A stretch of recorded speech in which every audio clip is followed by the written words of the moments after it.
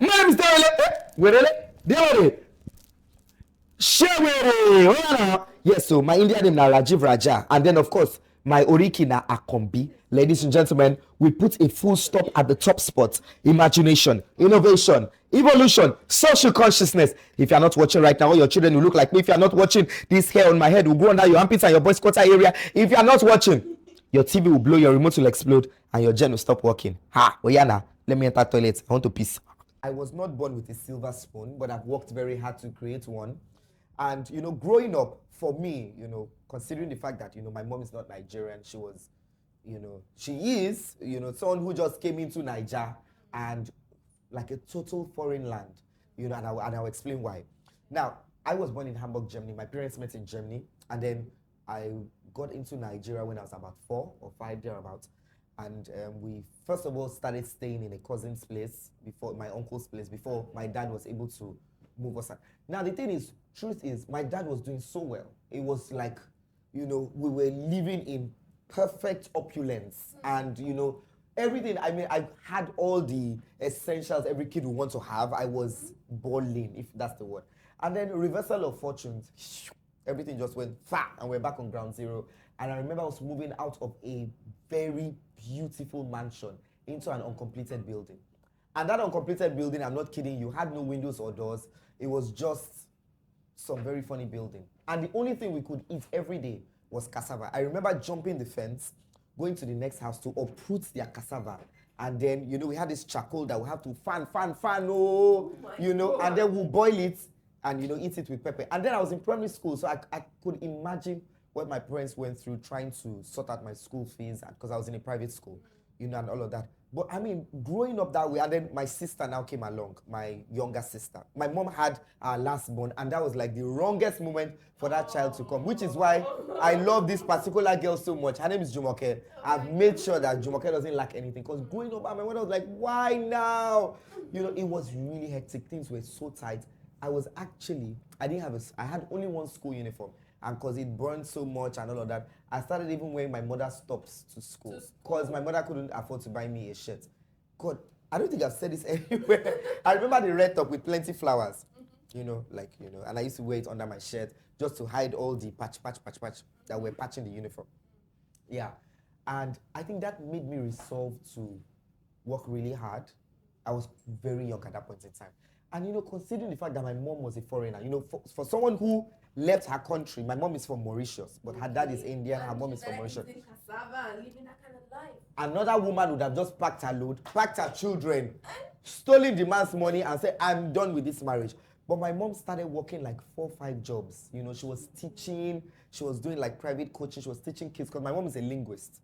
So she was teaching French, she was teaching German, she was working in a primary school. She just took up a lot of jobs just to supplement. And at the same time, my mom was even looking for a job for my dad. So she started harassing all her Indian friends, give this man a job now, and they could understand, 3 children, they were ready to assist. So by and by, we were able to get out of that uncompleted building, away from all the cassava, because we ate cassava morning, noon, and night. Child! I do uproot the cassava. Now, you peel it by yourself. Peel it and boil. We could only boil. There was no oil to fry. So you could only boil. Wow, this is like a trip down memory lane. Yeah. In 2016. Yeah. So my mom had to, my parents had to take me to my uncle's house because I'd gotten admission into St. Gregory's College. They knew there was no way I could be moving from Ijanikin. We're living in Ijanikin, very close. Imagine we're living in Agbara Estate, in a very huge mansion, and we moved to a uncompleted building in Ijanikin. I remember a last year bus stop. Yeah. And then I had to go stay with my uncle in Yaba, Alagomeji Yaba. And then I got into St. Gregory's College. That was in 1991. I remember clearly. And then staying in my uncle's house was another kettle of fish entirely. I became not only houseboy, errand boy, butler, steward, cleaner. What's the other word? I was a house help. I guess it was in a way of training me into, but it was crazy.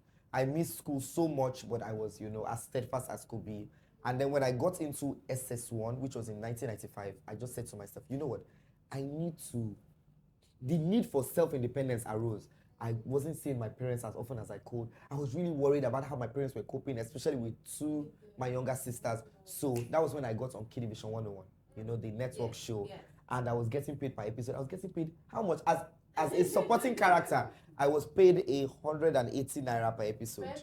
Then when they made me a lead character, then if I have plenty lines, they pay me 300 naira. Then when they made me lead, and I started earning 800 naira. So 800 times 4 Mondays in a month, that was 3,002. In 95 into 97, that was good money at that point. I believe in this saying so much. Sow a thought, you reap an act. Sow an act, you reap a talent. Sow a talent, you reap a character. Sow a character, you reap an identity. Now, the business of the game is in brand visibility, brand consistency, and brand relevance. Now, starting out, I didn't have too many clothes. I had like 2 pairs of shirts, 2 jeans, just stuff that I knew every day. I had to wash and iron, wash and iron, wash and iron. And when you wash and iron continuously, the clothes will be tearing apart. So I just had like 2 shirts, 3 jeans, but I used to rock them every day like I had a lot, And I just said to myself, I think what I want to build has to be different from the boy next door. In as much as the money wasn't forthcoming as much as I would have loved it to. But what I wanted was visibility. And visibility is very key in this industry of ours. So people will see me like this and pick me out of the crowd. Who is that one? So that was what I realized, that, this hair, the clothes, the aura stood me out from everybody else. Because I was different from every other person out there that was coming to audition and get casted. So I seized on it. For every audition I went, I was always different, tier jeans. But once I get into that arena, the fashion world embraces me. The moment I step out, my sister, sound check, reality check, I am facing the world and everyone is against me, if you get what I mean. I was called for a shoot with another big brand, an international brand. And I was wondering, then they called me for this show, true. I got there, but as God will have it, Kesi Jabari wasn't available, so one of his models was in charge, and that one was so rude to me. That was something. I don't know what you're doing here. Please leave this place, because none of the clothes could size me. I was extra tiny. I was really short. I was skinny. I was like the youngest model then, and all the models were buff, 6-pack, 10-pack. And the guy just said, please, go and sit down somewhere. And I remember that was at Akodo Beach Resort. So I felt so bad. I was like, wow, did I waste my time coming here? And I remember one other young model that was with me was Annie Macaulay.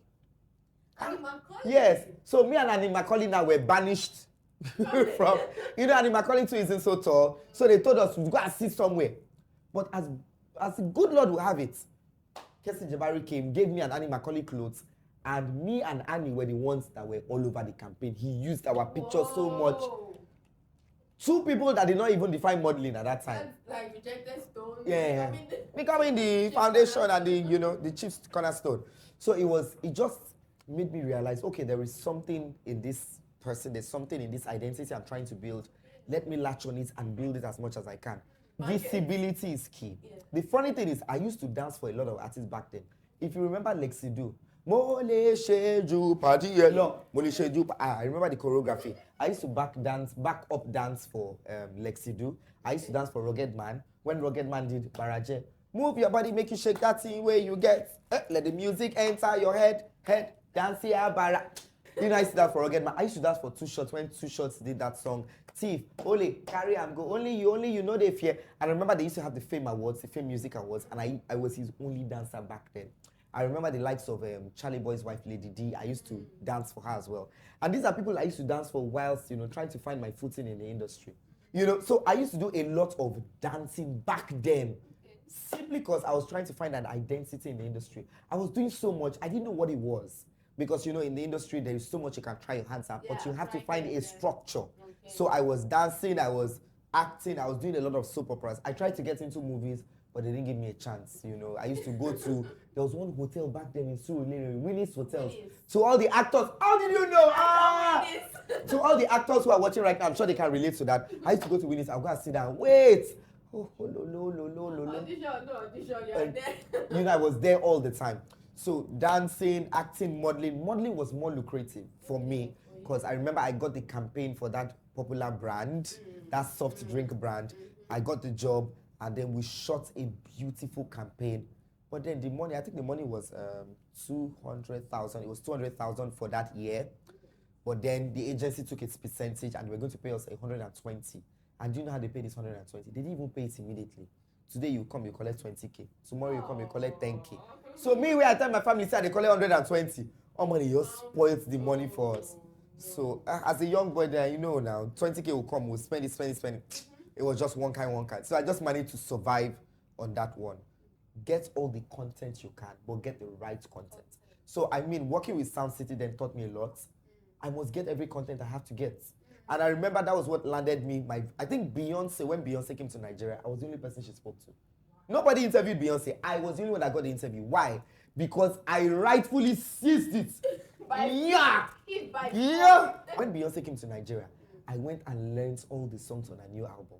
I'm a Beyoncé fan, no doubt. But I learned. So when Beyoncé was performing, I was the only one that was singing. Even when she dropped the new one, I was singing. I wanted her to notice me. She just kept pointing at me. Oh, baby, oh, baby. She was just singing at me and saying, you don't know all this pointing, you're pointing. Oh, baby, you're calling me. You must do interview. And the moment she was leaving, she closed the show. Everybody ran backstage. You know, everybody was hustling. All the big media names, music channels, TV stations, everybody was trying to get Beyoncé. She was just mopping her head in her G-Wagon. She wasn't answering. And Jay-Z was already in the car in front, so they needed to leave. This was at Polo Club in Ikoyi. And I went and knocked on her car with all the boldness I could muster. Bah! And then her bodyguard came. You crazy or something? I'm gonna hurt you. I ran. He made the bodyguard turn. Go. Are you crazy? What the heck is your problem? He used all the effort, abuse me. But the moment Beyoncé turned, now one thing you always have to learn for a brand is that recognizable spirit. The moment she turned, she did not remember me as somebody that was in the crowd. She remembered me as somebody who knew all the lyrics to her song. It's a marketing strategy.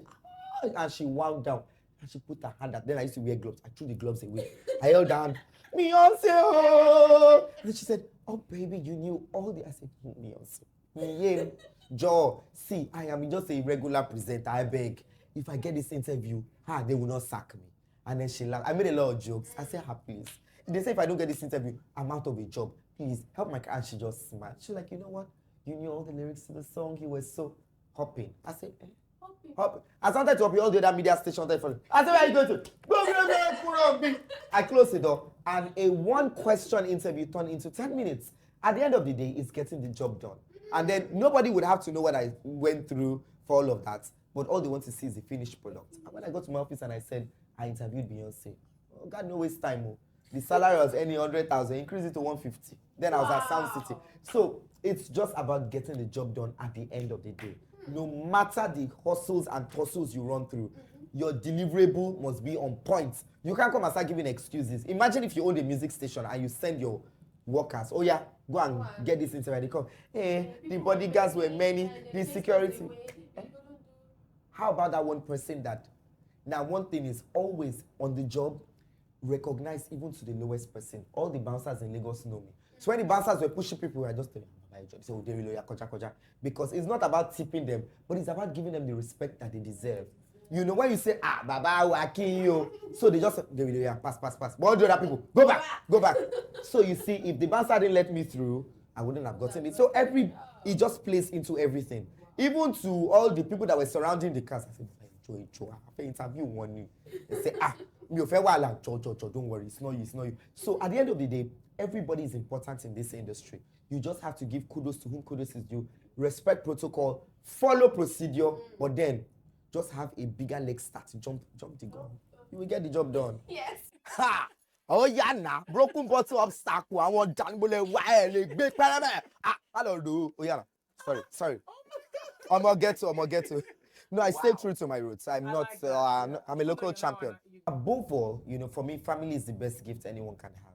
I've invested so much in my family. I went to a public, secondary school. I also went to a federal university. But I said to myself, my sisters are not going to go to public university. They're going to go to any private school they want. And I asked them, where do you want to go? And they all said, one said, this computer institute that is computer training, IT, training was as expensive as you can have. And then the other one says, I want to go to a private school. And I said, okay, no wahala. I mean, I've worked so hard to build it, to, build the finances as much as I can. I will invest it in you people. So, one of my success stories definitely have to be my sisters. I mean, they've made me proud, no doubt.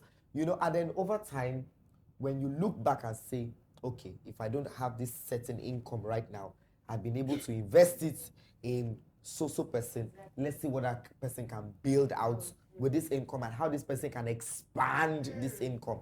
So, you know, there's so many success stories.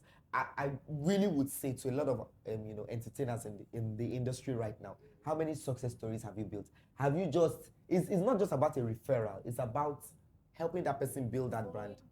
Following up, and then now let the person make all the money that they can. I think I am one of the very few in the industry, if not the only one, who, if I get you a gig, what you get is what you get. I'm not into all that percentage, all that crap. I don't do that. That's what runs in the industry. Everybody wants to leech on each person's money. Like, hey, now me get you that job, oh, you give me 50%. I don't even roll that way. And that's why Olamide says it any day. Denrele is the only person in this industry. We go give you parole. We no go collect. Oh. We don't need to, because it's a blessing. Just if you are in that position to bless someone. I know it's not good for business, because we all have to make money. But at the end of the day, just build as many success stories as you can, and your integrity and your respect and your brand identity, brand values are very intact. I want to do business with building a clothing line, shoe line, hair line. Now, will people buy into it? Or, you know, how would I make money at the end of the day? And then I realized it. They no go buy, because this is Nigeria, no doubt. They would appreciate, they would love it, they will acknowledge it, they will celebrate it, they will recognize it. But will they patronize? So let's face reality. This is sound check. Bah, reality check. Yeah, not to buy. So I just put that aside. You start a hairline, start hair, sell hair. I say, ooh, carry the kind of hair that I carry, because I'm very outlandish. I'm vivacious. I like it to reflect in what I wear, in my physical, you know, appearance. Ooh, patronizing. So what we have to do at the end of the day is I have to key into something that's more relatable. Because as a brand, if you're going into business, aside from consistency, relevance, you have to have that relatability power that people can relate to. And I have discovered over time that my brand is not just the funny thing is that every age category can relate with me. It's funny because, you know, I go to places and then I have like elderly people saying, Denrele, no marry. Then I have children coming, Uncle Denrele. You know, so it's all the age category. Even little children know who a Denrele is. You know, the teenagers know who a Denrele is. Denrele is fearless, you know. And then even my age range, of course, they know who a Denrele is and what it stands for. Then the adults can, you know, so the kind of gigs I get, the kind of money that I make, it's not just from a certain audience, but it's from all kinds of audience. People call me, Denrele, please, my son is going to be one. Please come and ginger the place. So that is with the kids. Somebody comes, I'm getting married though. Denrele, I need you to MC. That is with my age brackets. This one comes. My mother is going to be 50. My father is going to be 50. We are doing burial. We are doing bogwe, all join, everything at market, you know. And then they come, oh, please, I need you to come to a certain secondary school because I need you to come and talk to the teenagers. We are having our prom. So that is in the, you know, so I can relate. I'm not just a brand that is, you know, typecast or stereotyped to a certain audience. No, it's to everyone. So let's just say that at least I try as much as I can to cash into every age range and target audience. But then it's not easy because at the end of the day, even some brands have to look at you. Really, if we call him now, he will wear all those things, winch cloths, the hair. Are you sure he will not scare our people away?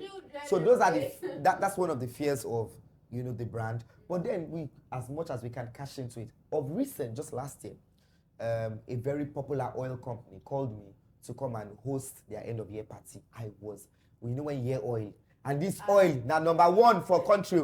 I say, hey, that is money. I gave them invoice, fiat. And then they just approved. They said, but the only thing you have to do is let's test the waters. Come to our office in VI and come and scatter the 10 floors. If people gravitate towards you, you will do the final show.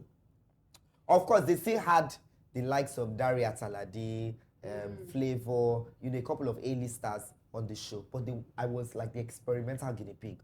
But guess what? You know, when you are born to shine, you are meant to shine. Nobody can kill it. Yeah. So I went, they were having lunch, their cafeteria. I entered, everybody, yeah. It was crazy. Everyone wanted to take a picture. Whites, blacks, Caucasians, everybody you can think of. Picture, I announced, I now went to every floor to ginger everybody to come for this event.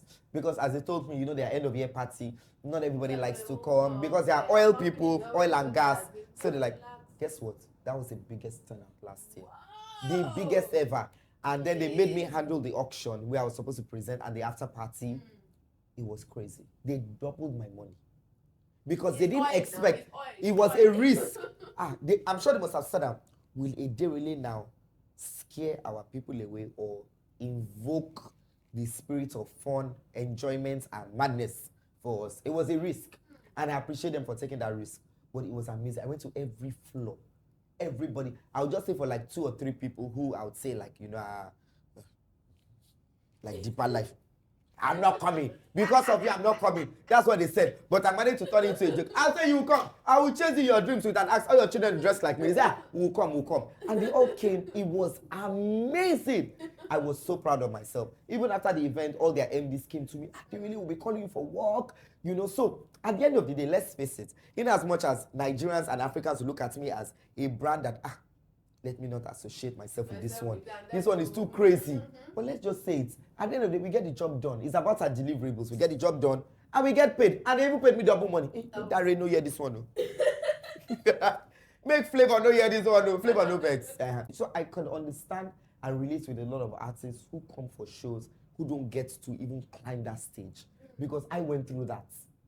I'm not one person who just sprung out of nowhere. No. I've been through the suffering, the basics, the madness, the crazy hype of, of showbiz, and I can totally relate with, anything anyone is going through. I can relate with everyone from my time to the present time. You know what they say, the past is gone, to hell with it. The present is here, face it, the future is not yet here, let it wait. I can relate with everyone from every time frame. So from the past, with the artists who used to rock, Tony Tetuila, Plantation Boys, I've worked with them. And now even to the new school, I've worked with them as well. So I can relate with everyone. And then at the end of the day, if you want to do paddy, if you want to do, the friend is mine, if you want to do, this is my guy, you'll go broke. So you have to learn how to draw a line with sentiments and making business for real business. So what I do is, I know who, I always remember my roots. I remember where I started from. I remember my hustle. So I know when to draw the line and say this is business for business and this is sentiments for sentiments. Over time, I've done a lot of things for a lot of people. Everyone calls me. And the thing is, if you look at the present school, that's new school, the ones who are rocking it right now, I've had a story with all of them. I can start with Wizkid. I knew Wizkid when Wizkid used to roll with MI. MI was supposed to sign him at that point in time, but I don't know what happened. And I remember going to a show in Ibadan, and Wizkid was telling me, my name is Ayo. I know your younger sister very well. I think he was toasting my sister Jumoke. Wizkid, don't worry, it's allowed. Yeah, let's see it happen. And he used to come to the house then. I said, this boy, what are you finding here? Leave my sister alone. And then he was like, Baba Denrele, you have to help me, Joe.